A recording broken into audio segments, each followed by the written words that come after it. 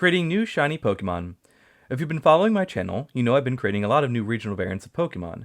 Well, today I wanted to go through and show you what all their shinies would look like. Starting at the beginning, we have the regional variant of my favorite Pokemon, Abra. For its shiny, this is actually the color I had originally planned for the Castilian Aberline. I really like the ashen skin tones with the orange robes. This continues into Kadabra, who has golden prayer beads instead of jade.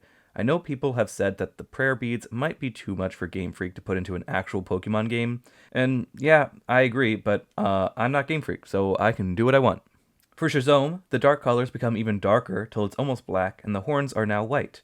I mean, you can't go wrong with a black shiny. And now that the robes are this bright orange, they look like the robes of Buddhist monks, which I inspired this evolution line after. Overall, this is still my favorite Pokemon. Would 100% have one on my team. Next, we have Castilian Meowth in Persian. For these guys, I just inverted their colors, then touched them up to make the greens pop more. I felt the inverted colors would match their ghost typing really well. For Persian, I decided to keep the tailfire the same green color as regular, partly because it looks good with the green, but also because if I do make this into a game, I don't have to create another fire effect for its attacks. As for my other ghost type, Sulpire, if you didn't know, this is the mythical for my fan region Castile, and I wanted to have a really cool shiny. Originally, since its color palette is inspired by Arceus, I thought it should have a similar shiny, but then I was thinking how this Pokemon is more closely linked to the unknown, so instead I gave it the sleek black look with white accents. I made the other colors blue to match its flames and lighten the color of its fire a bit.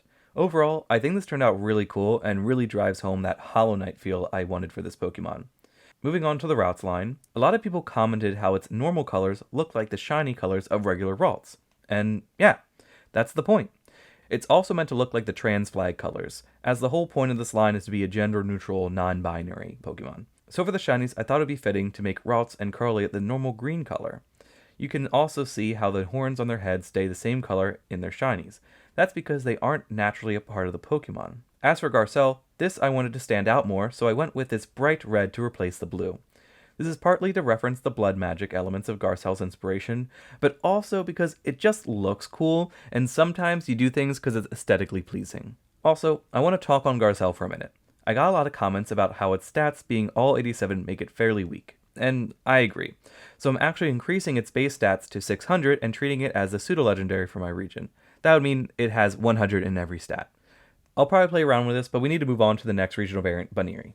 For these guys, I wanted to reflect how normal Buneary's shiny looks, with primarily changing the fur color, while also making it look more like the uniforms for wrestlers and MMA fighters that this line was inspired by. Overall, I think these are solid shinies with these blue colors, but I don't really have much else to say about them, so we're going to change focus now to the first of the starters, Golet. For these, I actually knew what their shinies would look like from the beginning, as I honestly couldn't decide what I wanted their colors to look like when designing them. I knew I wanted it to be brown and orange, but I had them all switched around, so that's what I did for their shinies. The browns and oranges are just swapped. It's a simple change, but I do really like how it looks. Plus, it makes sense since they're based on pottery that they could just have been painted differently. Next, we have the grass starter Snom and its evolutions. For their shinies, I wanted to have them inspired by rubies instead of amber and turn their skin white to make the red pop. I'm also realizing now that they just look like my character. That's fine, I guess.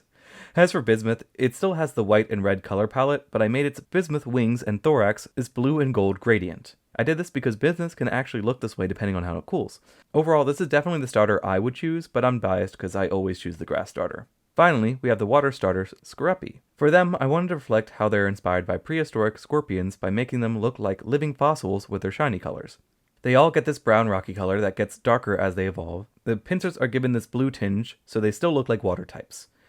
When making Daimyo, I really struggled on its typing because I think making it a water dark would have made a lot of sense, but water bug is just a better typing overall, so I felt like it would have been a downgrade to change it. In the end, I do really like how this line came out. All the starters came out nicely in my opinion. Anyway, that's all the shinies I have. Leave a comment who you think should get a form next. Why is the camera getting so close? Oh my god. Back up. Yeah, anyway, see you later. Bye.